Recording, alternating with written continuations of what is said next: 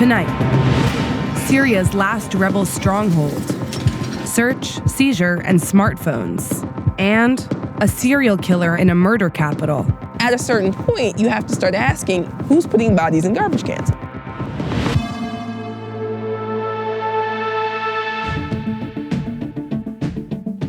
The accused mastermind of the 2012 Benghazi attacks was convicted of terrorism charges, but acquitted of murder and other counts. Ahmed Abu Khattala's conviction is the first to come from the attack that killed 4 Americans, including Ambassador Chris Stevens. While the attack was almost immediately politicized, the case hinged on evidence, and prosecutors had difficulty proving individual crimes. Khattala faces 60 years in prison. The trial over trade secrets between Waymo and Uber, set to begin next week, has been delayed by the judge because of new evidence that Uber allegedly used secret servers and privacy apps to conceal employee communications from legal discovery. The lawsuit is centered around former Waymo engineer Anthony Lewandowski, who allegedly stole thousands of documents about Waymo's self-driving car program when he left the company, and later used them in his new role at Uber. The remains of 8 people were found on a wooden boat that washed ashore in Japan on Sunday. Authorities are still trying to identify the badly decomposed bodies, but the boat is believed to be from North Korea. It was the 3rd vessel with bodies on board, known as, quote, ghost ships, to come ashore in Japan this month. It's unclear if the vessels are North Korean defectors or fishermen venturing further out to sea because of food shortages and higher government quotas. North Korea has launched an intercontinental ballistic missile that traveled higher and for a longer period of time than ever before. It's the country's first missile launch since September and took place around 3:30 a.m. local time. It flew from northeast of Pyongyang before landing in the Sea of Japan.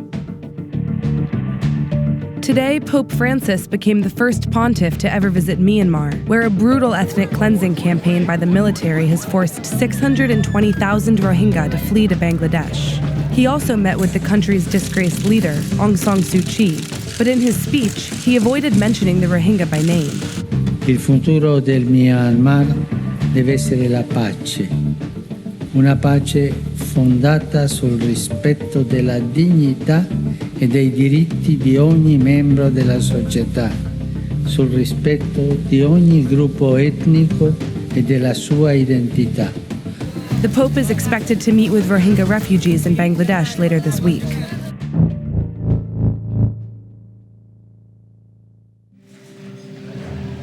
The Syrian government declared a 2-day ceasefire in Eastern Ghouta today. The residential area outside Damascus is the last stronghold for rebels who've been fighting President Assad's regime here since 2013. Since early last year, there have been 5 attempts at ceasefires in Syria, and one of those attempts this past spring was supposed to de-escalate the fighting. But it hasn't worked. The nearly relentless attacks have brutalized the people who haven't managed to escape the siege. Eastern Ghouta used to be home to 1.2 million people. But now Mohammed is just one of 400,000 people still living here.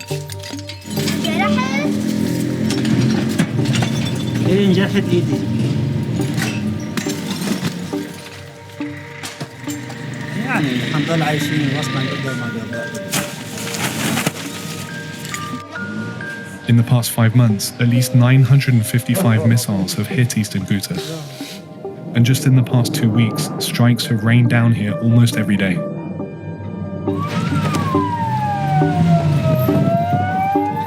الله أكبر استهداف مدينة دوما 15/11/2017 الله أكبر.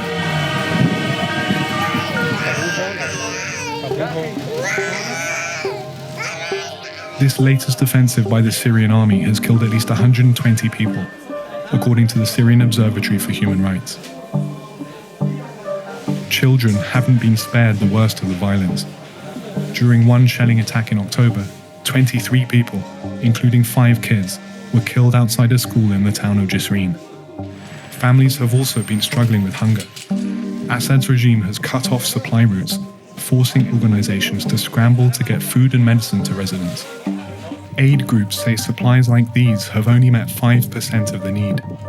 The severe malnutrition in the city has led to the deaths of more than 200 babies here. وعندي 7 أولاد مدعو التوب والأولاد لا في أكل، كل واحد بده ربطتين خبز ما بيسووا هالشيء. الضوء يلا على اللدة، هاي اللدة على 12 ما في تضوي ساعة زمان بالليل ويحطوا راسه ينامون. يعني شغلة تعبانة بالمرة. The Darwish family fled to Eastern Ghouta in 2013, seeking a safe place to stay after fighting broke out in their hometown. ما في شيء عم غذيهم، عم رضعها يعني بس هيك حطهم على الرز ما عم يشبعوا، بس يرضعوا ويتعودوا يبكوا. يعني مشان جسمي انه ما في تغذية، انه لو متغذية يعني شبعوا الأولاد من صدري وما بدنا شيء. أكل ما في، يعني ما في شيء انه تغذى انا مشان يصير هن لهن حليب. وهاي ما عم يشبعوا بنوب. خبز ما في. طحين ما في، يعني ما في شيء ياكلوا. The family hasn't been able to go back to their town, which is now under Assad's control. This is one of the few remaining hospitals in Eastern Ghouta, and last week it was hit by a missile. The attack destroyed part of the building and reduced its already limited capacity. اليوم بعد فترة طويلة من الحصار عنا حالات سوء تغذية عم تزداد بشكل شديد، خاصة بعد إغلاق تام وكامل لجميع الطرقات اللي كانت للغوطة، وهي أصلا كانت طرقات تهريب بتدخل مواد بكميات محدودة. كانوا من 5 سنوات عم يحصلوا على غذاء غير متوازن إطلاقا، عم ياخذوا كميات قليلة من الأغذية، فانقطاع الغذاء بشكل كامل وتام بهذا الوقت أدى لظهور هي الحالات عندهم بشكل كبير ومتسارع. نحن بحاجة لفتح حصار بشكل تام ودخول المواد الغذائية لكل المدنيين الأطفال والكبار لحتى يعيشوا أهل الغوطة مثلهم مثل باقي الناس. But this latest ceasefire is only set to last 2 days, and Assad's government is determined to take Eastern Ghouta back.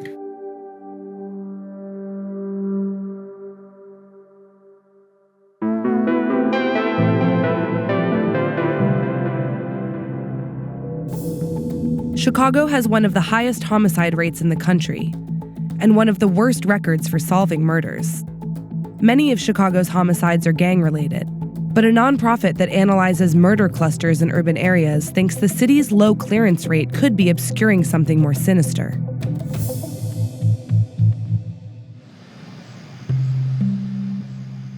In winter of 2016, a young woman's body was found burning in the alley somewhere in this area behind these homes.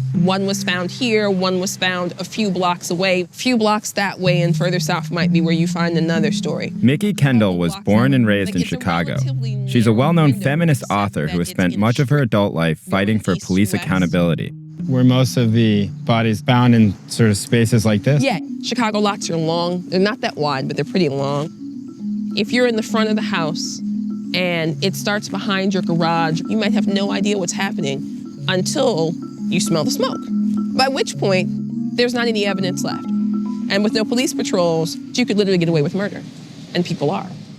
In November 2007, 2 women were found strangled in burning dumpsters near Washington Park on the south side. They had been killed within 48 hours of one another. Those cases, and at least 4 others we found over a 10-year period, were never solved. The default right now is just looking at all of the murders this century. Tom Hargrove is also a Chicago native and the co-founder of the Murder Accountability Project, a database that tracks unsolved murders around the country. Tom and his partner, a retired FBI agent, built an algorithm that allows him to identify and track patterns in homicides. What does your algorithm show you about pattern killings in Chicago? The algorithm is signaling red alert that there have been far too many strangulation murders, mostly of African American women whose crimes went unsolved. No arrest was made. But tracking unsolved murders isn't an easy task. Cities and states are not required to report their clearance rates. That's the percentage of murders solved. Is there a link between a low clearance rate and the prevalence of serial killers? I can tell you that a killer is more likely to get away with a series of murders in a place that has a low clearance rate. If you do a poor job catching killers, you're going to do a poor job catching serial killers. What is the incentive for a state to not report its murder statistics? The data may not make you look good, as it turns out was the case in Illinois. Illinois has the worst clearance rate of any state in the nation. Unsolved murders aren't anything new in Chicago. The city has solved less than 20% of its murders over the past 30 years. The number is a bit hazy because Chicago stopped reporting their clearance rates in 1995. By comparison, other major cities like Los Angeles and New York report clearance rates at about 70%.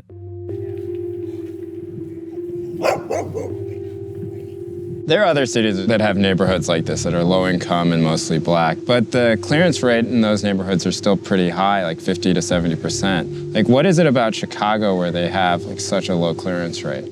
As a longtime resident, I am not seeing a lot of effort on actual crime solving. You know, you're not seeing cops out in these neighborhoods knocking on doors and actually talking to people. Most of the time when you see the police, they're harassing you, right? If you hear on the news that someone has been harmed, shot, killed, whatever, and then you hear the phrase, the victim was gang affiliated, the victim was standing near someone gang affiliated. As far as the cops are concerned, no humans were involved. But at a certain point, you have to start asking, who's putting bodies in garbage cans? This would be an important question. If people don't trust police, if people don't talk to police, if witnesses consider police to be the enemy, why should you be surprised when most of those murders go unsolved? You keep your eyes wide shut, and you get what you get. Over the course of 2 months, we tried repeatedly to contact the Chicago Police Department about the murders. They denied our request for an interview, but confirmed their low clearance rates. Today, before this piece was slated to air, they offered a series of bizarre, conflicting statements. But in the end, they said, quote, "Based upon what CPD detectives know as part of their concurrent investigations into the separate homicide incidents highlighted by Vice News, there is absolutely no information to suggest that this is the work of an active serial killer. To conclude otherwise without detailed case information known by detectives would be hyperbolic and careless." When you hear about like 2 bodies, you think you're nuts. When it gets to 6 and you're hearing stories about other bodies, you start to think that probably not the most common method of settling a drug dispute, right? Like, this isn't someone got shot. This isn't someone was choked or punched. This is not a common way in which someone dies. They're literally stripped naked and stuffed in a garbage can and then set on fire. That seems really specific. Why did the police not go into that community and say, hey, there are a bunch of women that were found strangled in burning dumpsters. Perhaps you should be more careful? For a lot of reasons. They don't want to cause panic. They don't also want the increased scrutiny that announcing that we have a serial killer brings. But still, the Justice Department recommends that when a serial killer has been detected, that a public warning be issued. So, let me issue a warning. I believe that there are probably more than one serial killer active in Chicago.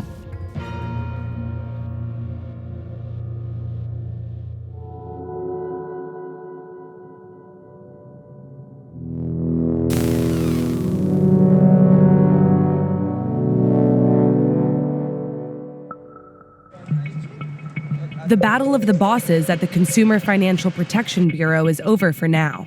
A federal judge appointed by President Trump declined to block the president's choice of Mick Mulvaney to temporarily head up the agency.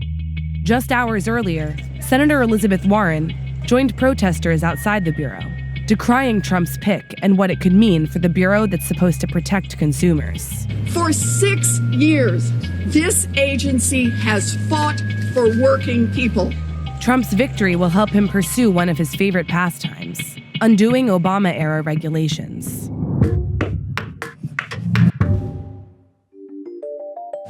Since the Consumer Financial Protection Bureau was created as part of Dodd-Frank, it's done a lot of what it was supposed to do. It's recovered almost $12 billion in consumer relief for corporate wrongdoing, including hundreds of millions from Citibank, Bank of America, and Wells Fargo. It's forced mortgage lenders to be more transparent with borrowers struggling to pay off their debts. Just last month, it issued a major rule that makes it harder for payday lenders to take advantage of poor Americans. Now that Mick Mulvaney is in charge of the CFPB, a lot of people think the agency could change significantly, including former Congressman Barney Frank, who wrote the law that created the CFPB.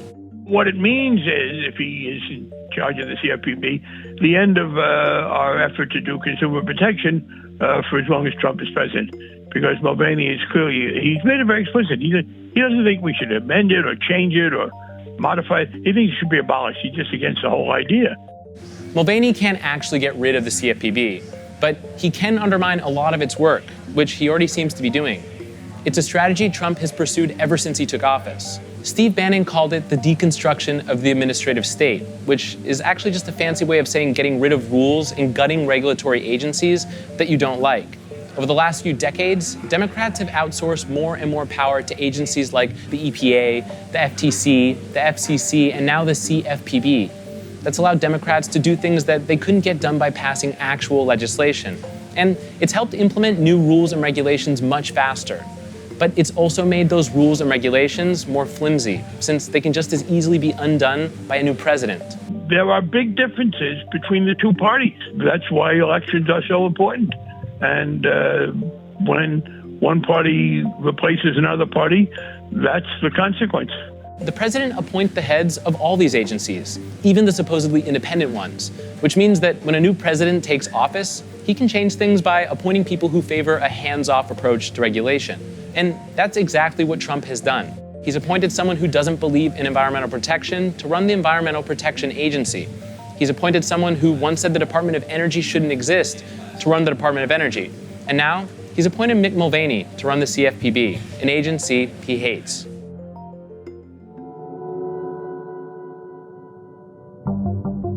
Tomorrow, the Supreme Court will hear arguments in what's being called the most important Fourth Amendment case in a generation. That's the amendment protecting you from unlawful search and seizure. Carpenter v. U.S. involves Timothy Carpenter, who was convicted of a series of armed robberies, largely because location data from his cell phone put him in a 2-mile radius of the crimes. Using cell location records spanning 127 days, investigators pieced together his every move, and they didn't even need a warrant to do so. Once these records are aggregated over time, it paints a really detailed and potentially invasive picture of a person's life, and a picture that never before in the history of law enforcement has been available in this way. The robberies took place at electronics stores in Michigan and Ohio, where, like most states, warrants are not required for historical cell location data. Only 9 states require warrants for these types of searches. Verizon, the largest wireless telecom company in the U.S., reported over 20,000 law enforcement requests for location data in the first half of 2017. Only a quarter were obtained via warrant. These digital trails and who can access them are the core of something known as the third-party doctrine. The third-party doctrine is kind of an arcane concept that dates back to rulings from the 60s and 70s. It says that the Fourth Amendment doesn't apply to information voluntarily given to a third party. Essentially, since phone companies will see your location records anyway, you don't have an expectation of privacy. Those cases were from a very different time. What we're asking the Supreme Court to do is to carefully evaluate how that doctrine applies to newer kinds of sensitive digital data that just weren't in existence when the doctrine was created. Several courts, like the U.S. Court of Appeals for the 5th, 6th, and 11th Circuits, have already said that there's no right to privacy in cell phone data held by the carrier. This is really more of a privacy discussion than it is about the Fourth Amendment search and seizure, because the evidence and the information obtained from the third-party vendor, that information is really not evidence. You are not going to be able to convict somebody on the fact that their device was within a half mile to 2 miles of the location of a robbery. The Carpenter case will determine how much privacy we can expect in the digital age, and how far use of the third-party doctrine will extend. For example, the IRS has already used the doctrine to spy on bank accounts without a warrant. Media organizations also fear it could be used to identify sources. A decision from the Supreme Court is expected in June.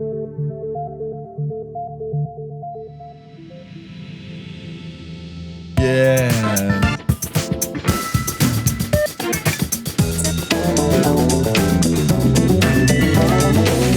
That's funky.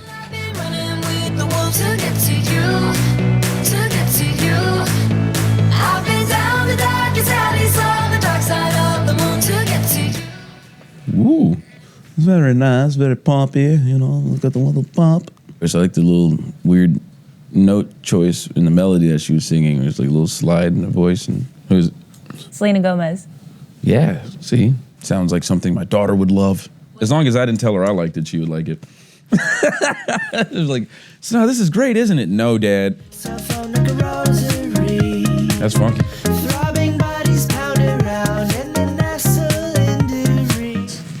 It's just beautiful electronic funk, man. It's just good. It's like Adventure Time music. It's like proper weirdo music, I would imagine that the writer and producer of this song was, there was a lot of flashing lights, a jar of piss, because he didn't want to leave the studio. Maybe a Nintendo Switch, possible art book somewhere, weird Google search history of like weird porn. It's that good weird.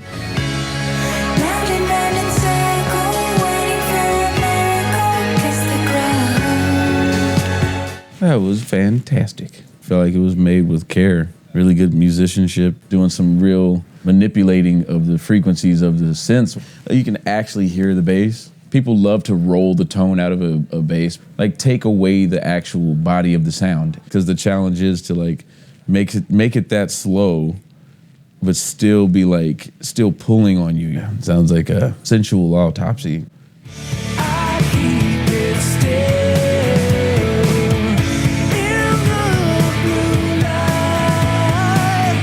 I think that'll make me walk out of the department store. Like if that was playing in Macy's. Almost feels like not taking any chances. I don't hear any balls. Who is that though? Barenaked ladies. I'm just gonna go run in traffic. No, I'm just kidding. That's just a little too clean for me, man. 2017 is ballless. No nuts.